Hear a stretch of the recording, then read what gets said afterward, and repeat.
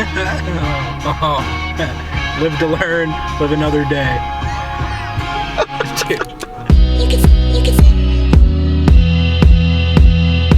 Damn, nice. Hell yeah.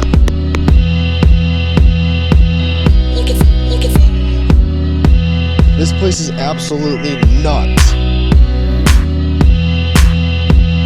All right, guys, so real quick to kind of explain this, I went to the pond literally just to see if it was open water. And as I walked up, as you saw my Instagram story, I'll pop that video in here somewhere. Guys, I don't know if you can see this. Maybe you can't. Oh, you can, definitely on camera. That is a huge bass right there. That is probably like a 5 to 6 pounder right there. There's another bass over there too. I saw 2 huge bass right there by like the surface, and they came in shallow. So me and my buddy Pistol P, we're gonna head over there and try and get after them with moving baits, see if we can get on some. So stick with us.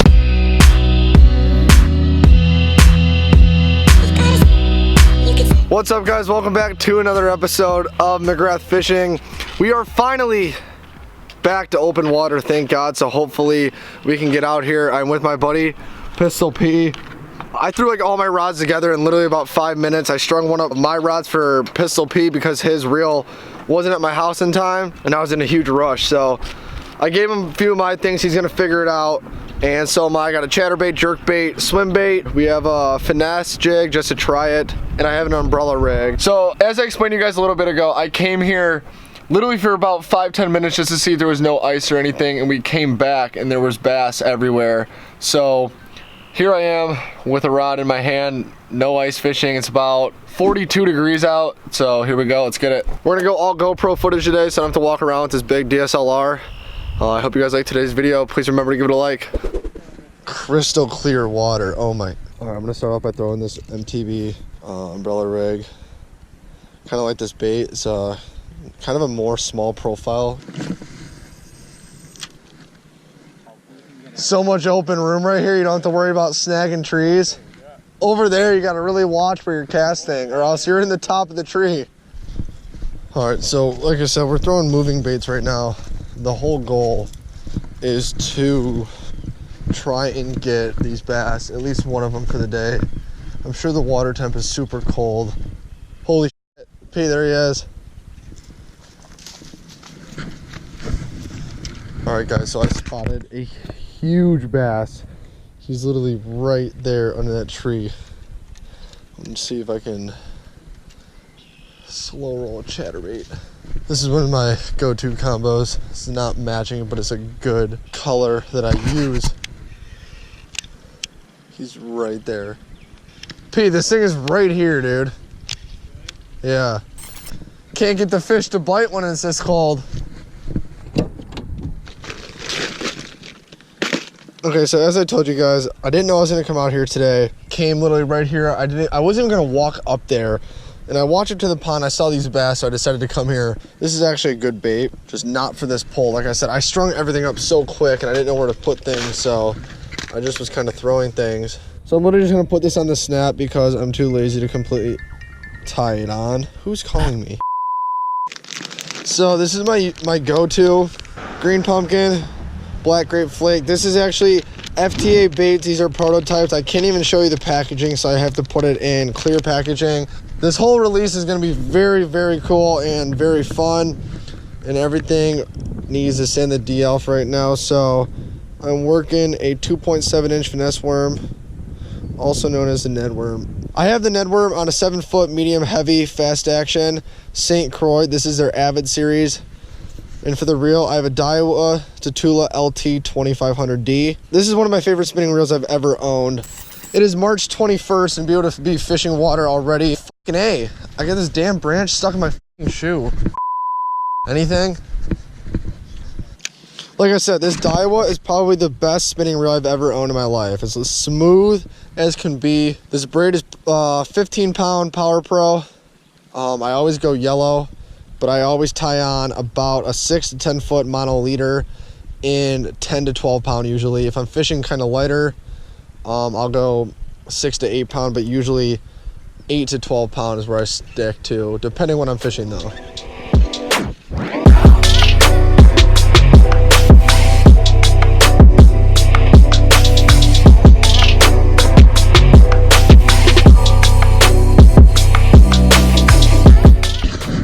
P's throwing a Texas rigged green craw. It's a prototype from FTA Baits as well, Follow the Action Baits.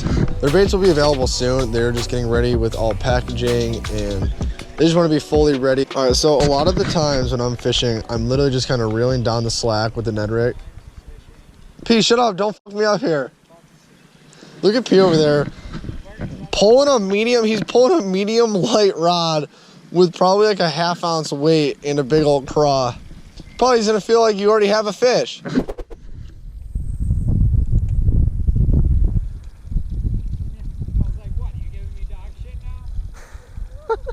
Oh, whoa, I had a bite. I had a bite. Guys, I got one. This is my first bass of the year on the Ned rig. I thought finesse baits were not going to be the ticket, and I got it. Look at that. I said the snap swivel might not have worked, but it did. Look how small this is. This is like the pistol P type of fish. Little bass on the Ned rig. Follow the Action Baits. This is the green pumpkin, black grape flake. Like I said, these are all prototypes. Will be available soon. It got me this little dink, my first bass on a rod in Illinois this year. I caught some bass in Florida. Sorry, bud. There he goes. Damn, nice. Hell yeah. I'm casting. It's kind of like a shallow laydown right there. Well, this all kind of is a shallow laydown, but we got some kind of structure, some branches hanging off. A lot of the bass like to kind of, whoa, that rope got. A lot of the bass like to sit under there and got, no way. No way. Oh, dude, I just lost a huge one. All right, P just lost another big one. Not sure what happened. I'm not over there. I'll walk over there to get his scoop on what happened to that fish here in a second. All right, so this is another super shallow laydown right here that P is fishing. This is another one of our good spots. I mean, it literally goes from ground probably about a foot. It stays about a foot deep for probably about 10 to 15 feet, and then it starts to drop off more gradual after about the 10, 15 feet. Kind of like on that side where it drops off. A lot more steeper after about 3 to 4 feet. $10 if I hit that log. $10 if I hit that log. I'll give you $10 if I miss it. Oh, should have taken it. Look at that catch. Show the viewers what you're using.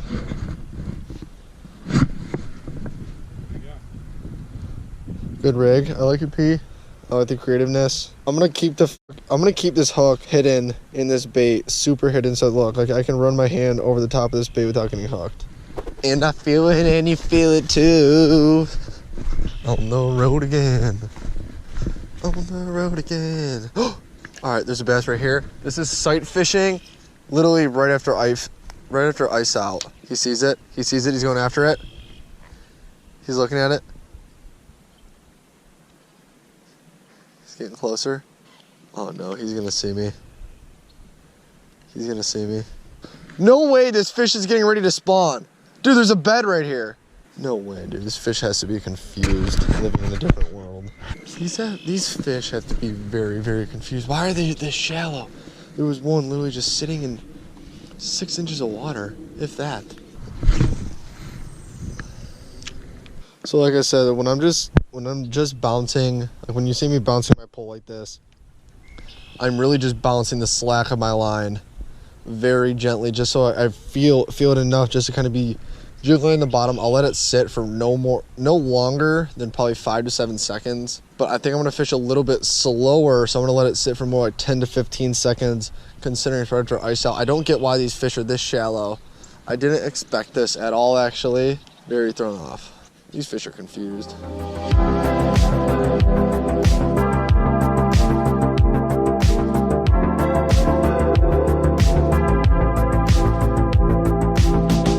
This place is absolutely nuts when it's spawned. Me and P literally have a field day here. We're not gonna fish this pond too many times this year because of the Z21, but we'll definitely be here a fair amount of times.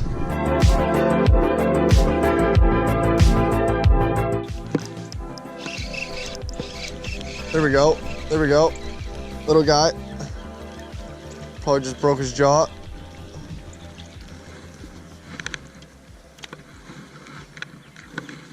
Oh, P's missing out on this lunker. This is probably, honestly, no joke, the smallest fish I've ever caught in my life. Guys, look at this. This is a beautiful looking fish, too. Look at big.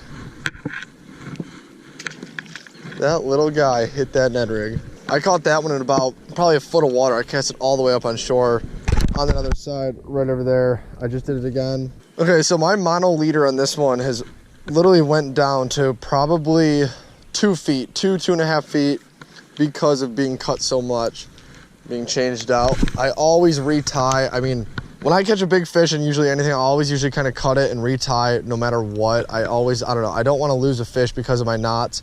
I've been very good about it for the past few years, so I'm not going to break that trend now. So I'm always recutting, retying, constantly throwing on new bait, seeing what's working.